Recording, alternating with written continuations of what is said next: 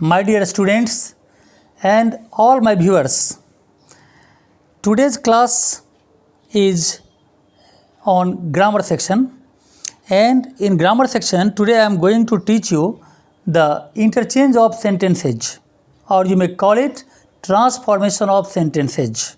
Interchange of sentences or transformation of sentences, both are the same things. It means you have to change or interchange the sentences from one form to another form. But before starting this one, let us have a small description, a small knowledge about the sentence, because we are transferring the sentence, so it is very essential to have a knowledge of sentence. What is sentence? Sentence is a group of words which has some meanings. And all sentences, whatever it is written, whatever it has been written, there are only 4 types of sentences. Those sentences are assertive, interrogative, imperative and exclamatory. So what is the meaning of assertive sentence? The sentence by which we assert something. Means it is a declarative sentence. It declares something. It has 2 parts, affirmative and negative. The second one is interrogative sentence. What is the meaning of interrogative sentence? Interrogative sentence means the sentence by which some questions are asked. Third one is the imperative sentence. In imperative sentence, generally we see there are some order, request, suggest, advice. These things are in imperative sentence. And the fourth one is exclamatory sentence. Actually, exclamatory sentence are those sentences by which we express the feelings of our heart. So the entire English literature or language deals with only these 4 types of sentences. What are? They are here assertive, interrogative, imperative and exclamatory. Assertive sentence has 2 parts, affirmative sentence and negative sentence. And today my video is regarding the interchange of affirmative and negative sentence. So what is the meaning of affirmative sentence? Affirmative sentence means the sentence by which we affirm something. मतलब एक ऐसा sentence जिससे हम कुछ चीज़ स्वीकार करते हैं.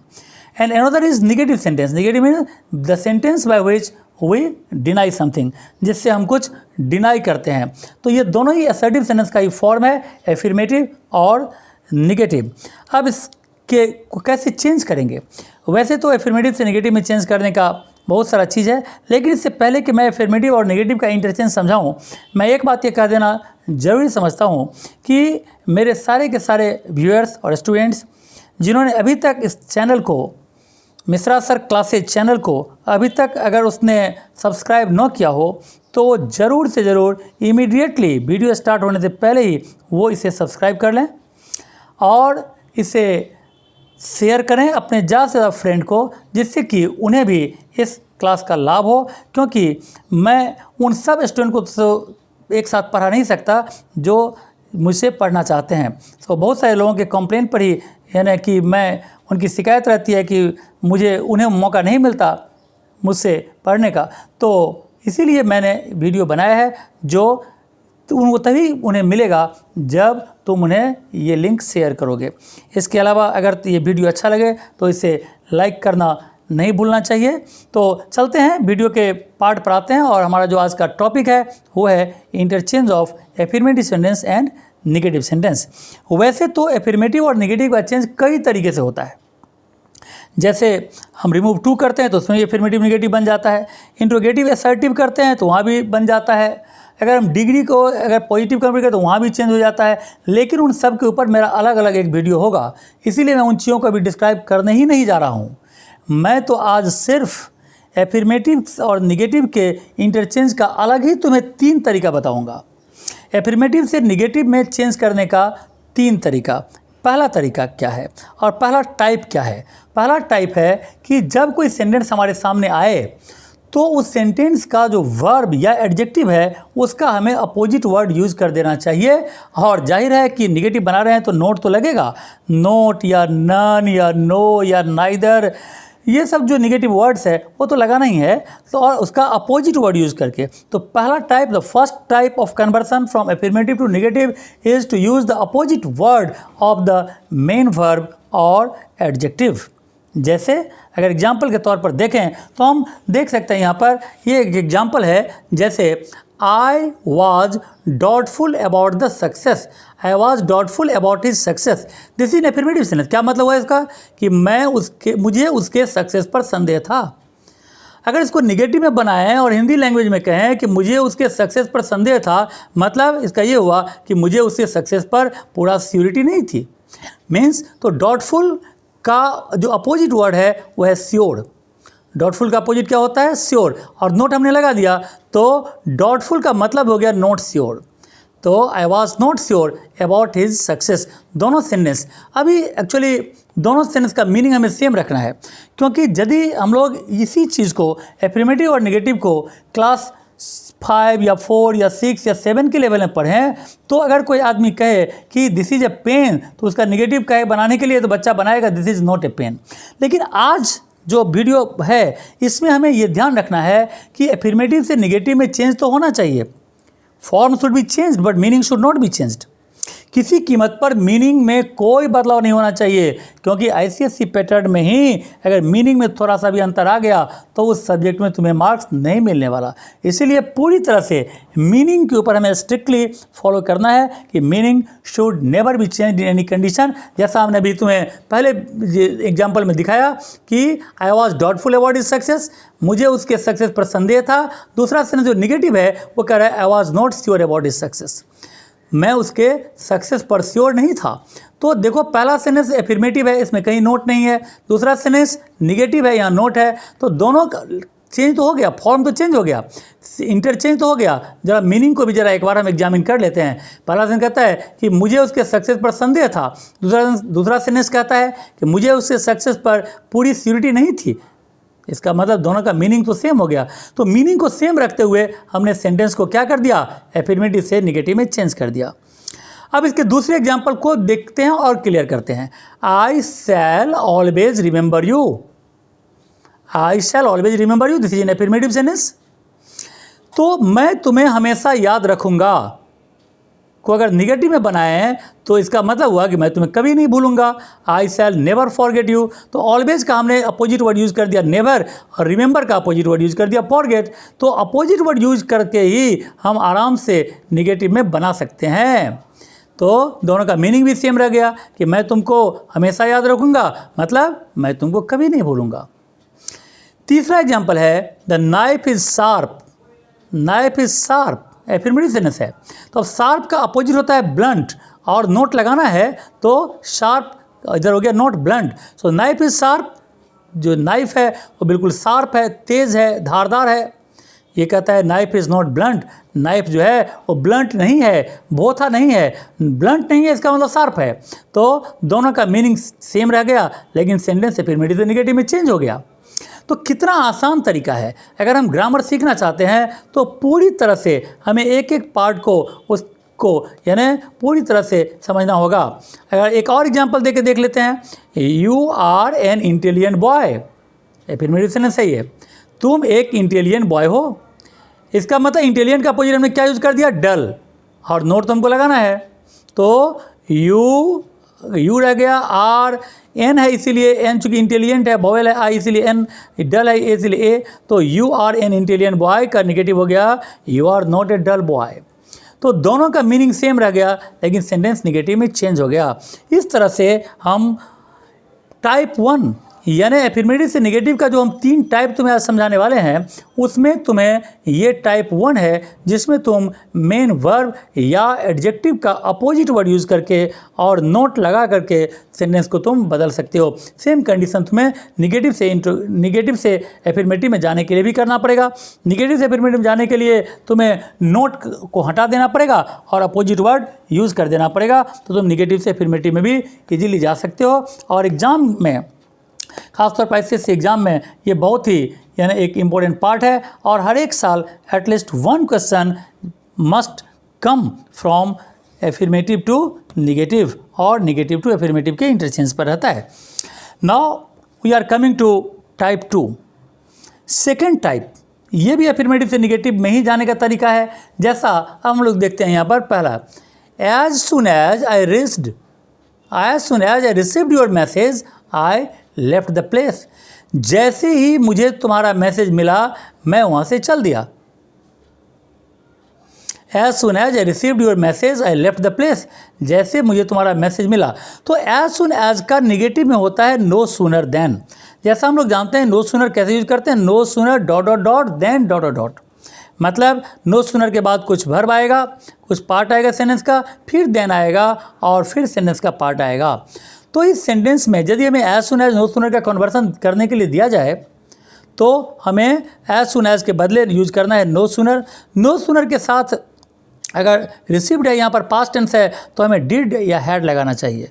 दोनों ही सिस्टम है, डिड भी लगाया जाता है और हैड भी लगाया जाता है। लेकिन ध्यान ये रखना है कि जब हम यहाँ डिड लगाएंगे तो वर्ब का फर्स्ट फॉर्म, रिसीव्ड का फर्स्ट फॉर्म रिसीव यूज़ करना होगा। लेकिन अगर कोई हैड लगाएगा तो हो जाएगा रिसीव्ड। तो इसका जो मैंने अफर्मेटिव से निगेटिव बनाया है, no sooner did I receive your message, फिर आ गया अब यहाँ पर देन, यहाँ कॉमा की जगह पर हमने देन यूज़ कर दिया, then I left the place. तो तुम देख रहे हो कि दूसरा पार्ट में कोई चेंज नहीं हो रहा है। आई लेफ्ट द प्लेस ऊपर में भी था, यहाँ भी है, लेकिन पहले पार्ट में चेंज हुआ। पहला पार्ट एज सुन एज के बदले नो सूनर का यूज़ किया गया और नो सूनर के साथ डिड लगाया और यहाँ पर रिसीव्ड का फर्स्ट फॉर्म रिसीव कर दिया। लेकिन यदि कोई आदमी यहाँ पर डिड के बदले हैड यूज़ करेगा तो उसका आंसर होगा no sooner had I received your message then I left the place, और दोनों ही सही होगा। तो हमें कम से कम दोनों सीखें तो बहुत अच्छा है, नहीं तो कम से कम एक कोई तरीका सीख के जरूर रखें। No sooner did I receive, यहाँ यही गलती करते हैं स्टूडेंट ज़्यादातर एग्जाम में कि वो वर्ब का फॉर्म जो है वो चेंज नहीं करते। हमें याद रखना चाहिए कि डू, डज और डिड तीनों एक ऐसा ऑग्ज़िलरी है जिसमें हर समय वर्ब का फर्स्ट फॉर्म यूज होता है, इसीलिए रिसीव्ड का हो गया रिसीव। चलते हैं दूसरे एग्जाम्पल में। दूसरा एग्जाम्पल क्या कहता है, as soon as the teacher entered the class students stood up. Teacher जैसे ही क्लास में इंटर किए स्टूडेंट्स खड़े हो गए। नो सूनर डिड, तो एज सुन एज के बदले हमने चेंज कर दिया, वही सेम तरीका, नो सूनर, फिर यहाँ मैंने डिड लगा दिया। डिड लगाया तो इंटर्ड का इंटर हो जाएगा, तो no sooner did the teacher enter the class, फिर कॉमा के बदले then the students stood up. तो इस तरह से दोनों के मीनिंग में कोई फर्क नहीं आ रहा है, लेकिन सेंटेंस अफर्मेटिव से नेगेटिव में चेंज हो रहा है। जैसे ही टीचर क्लास में इंटर किए कि स्टूडेंट्स खड़ा हो गया। No sooner did the teacher, मतलब टीचर क्लास में इंटर किया नहीं कि स्टूडेंट खड़ा हो गया, मतलब करते ही, किया नहीं खड़ा हो गया, मतलब जैसे ही किया, जैसे उनके कदम पड़े स्टूडेंट्स खड़ा हो गया। तो दोनों का मीनिंग जो है वो सेम रह गया। एक और एग्जाम्पल के थ्रू हम इसको समझते हैं, और इसका तीसरा एग्जाम्पल है, as soon as I saw a lion I climbed on a tree. जैसे ही मैंने लायन को देखा मैं पेड़ पर चढ़ गया। तो एज सुन एज के बदले हमने क्या कहा है स्टार्टिंग में भी, नो सूनर लगा दिया और डिड लगा दिया। तो no sooner did I saw का हो गया first form see a lion then I entered the tree, comma के बदले देन लग गया। सेकंड पार्ट में कोई चेंज नहीं करना है, बार बार मैं कह रहा हूँ कि सिर्फ फर्स्ट पार्ट में चेंज होता है। फर्स्ट पार्ट में स्टूडेंट को यही देखना है कि यहाँ पर पास्ट टेंस है, चूँकि सॉ इसलिए डिड का यूज हो रहा है। अगर यहाँ प्रेजेंट फॉर्म होगा तो यहाँ डू या डज का यूज होगा। चौथा पार्ट है no sooner did. Fourth example for you is no sooner did. ये इसको मैंने निगेटिव पहले लिखा है और निगेटिव को तुम्हें अफर्मेटिव में उल्टा जाना है तुमको। पहले के 3 एग्जाम्पल जो तुम देख रहे हो अफर्मेटिव से निगेटिव का है, इस बार चौथा एग्जाम्पल मुझे निगेटिव का मैं दे रहा हूँ। No sooner did I call him then he came to help me. मैंने उसे मदद के लिए बुलाया कि नहीं वो आ गया, मतलब जैसे ही मैं बुलाया वो आ गया। क्या मतलब, no sooner did I call him, जैसे ही मैंने उसे कॉल किया, मैंने उसे कॉल किया नहीं कि वो आ गया, मतलब कहने का कि जैसे ही कॉल किया वो आ गया। तो नो सूनर के बदले एज सुन एज, जैसे एज सुन एज के बदले तुमने नो सूनर यूज़ किया है, यहाँ पर नो सूनर के बदले एज सुन एज कर देना है। No as soon as I, वहाँ पर जैसे डिड के साथ फर्स्ट फॉर्म है तो यहाँ पर तुम सिंपल पास्ट में जा रहे हो तो एज आई कॉल्ड हिम, तो no sooner as soon as I called him. अब यहाँ पर कॉमा डाल देना है और फिर कॉमा के बाद यहाँ पर देन के बदले कॉमा आ गया। ही केम टू हेल्प मी वैसे ही रह गया और किसी तरह का कोई चेंज नहीं हुआ। तो इस तरह से दोनों का जो फॉर्म है वो चेंज हो जा रहा है, लेकिन मीनिंग में कोई चेंज नहीं हो रहा है। तो ये था हमारा दूसरा टाइप जो स्टूडेंट्स के लिए काफ़ी परेशानी का सबब रहता है। और आईसीएसई एग्जाम के लिए एज सुन एज और नो सूनर देन का कन्वर्सन तो एक तरह से यानी हर साल एग्जाम में एक question no sooner as soon as के कन्वर्सन पर जरूर रहता है। तो मुझे लगता है कि इसमें स्टूडेंट को और कोई परेशानी नहीं होगी। फिर से देख लेना है, एज सुन एज के बदले नो सूनर यूज़ करना है, पास्ट टेंस है तो डिड का यूज़ करना है और वर्ब का फर्स्ट फॉर्म यूज़ करना है सब्जेक्ट के बाद। फिर उसके बाद इसको वैसे ही लिख देना है, फिर इसके बाद कॉमा के बदले देन यूज़ करते हुए सेकेंड पार्ट को ऐसे लिख देना है। तो ऐसा कुछ परेशानी इसमें नहीं है और स्टूडेंट्स को इसका बहुत बड़ा एडवांटेज मिलता है। अब हम चलते हैं एफर्मेटिव से निगेटिव सेंटेंस को चेंज करने का जो मेरा तीसरा टाइप है, उस तीसरे टाइप में मैं चलता हूँ। और तीसरा टाइप जैसे फर्स्ट एग्जांपल है मेरा एफर्मेटिव सेंटेंस का, only Rahul can solve this sum, यानी इस सम को सिर्फ राहुल ही सॉल्व कर सकता है। एफर्मेटिव है ये। अगर निगेटिव में चेंज करें तो क्या होगा, राहुल के अलावा और कोई इस सम को सॉल्व नहीं कर सकता।